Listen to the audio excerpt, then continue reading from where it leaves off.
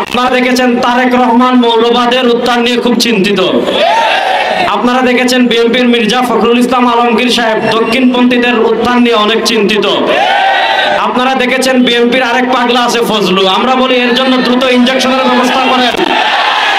আওয়ামী লীগের টাকলা মুরাদ যেভাবে এই দেশে থাকতে পারে নাই, বিএনপি ফজলু যদি আলেমদেরকে নিয়ে বাড়াবাড়ি করে, আলেমরা তার দীপ্ত জবাব দেওয়ার জন্য 24 ঘন্টা প্রস্তুত আছেন।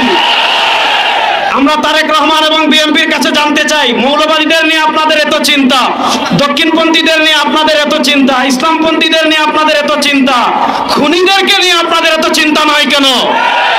গত 1 বছরে আপনাদের কর্মীরা একজন আরেকজন 100 জনের বেশি কর্মীকে তারা খুন করে ফেলেছে। আমরা জানতে চাই, চাঁদাবাজদের নিয়ে আপনাদের এত চিন্তা নয় কেন?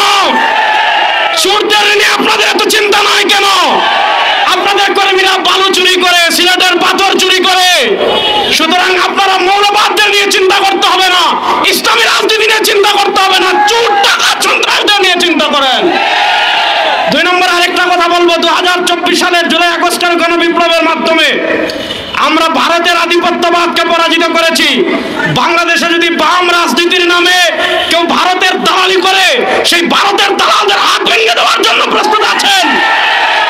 আপনারা দেখেছেন আমাদের বাংলাদেশের বরেণ্য 2 জন শিক্ষাবিদ, ডক্টর সরওয়ার এবং ডক্টর আসিফ মাহতাব উৎস, তারা এই উম্মার তন্ত্র প্রহরী, বাংলাদেশের সভ্যতার অন্যতম পাহারাদার। তাদেরকে একটা বাংলাদেশের একটা কুলাঙ্গার তাদেরকে হত্যা করার হুমকি দিয়েছে।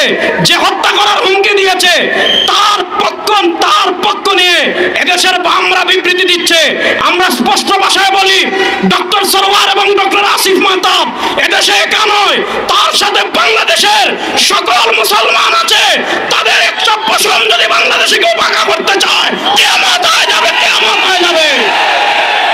সর্বশেষ আরেকটা কথা বলে আমি আমার বক্তব্য শেষ করছি। আমরা যেই নিয়তে তাহাজ্জুদ পড়ি, ওই নিয়তে ইসলামী আন্দোলন করি। আমরা যেই নিয়তে রোজা রাখি, ওই নিয়তে আমরা ইসলামী আন্দোলন করি।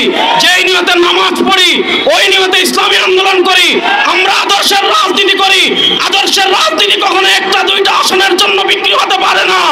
ইনশাআল্লাহ এবার যদি কেউ না থাকে বাংলাদেশে ইসলামের পতাকাকে বুলন্দ করার জন্য, কালেমার পতাকাকে বুলন্দ করার জন্য, বিশ্বাস জন্মনায় সৈনিকেরা প্রস্তুত আছেন না?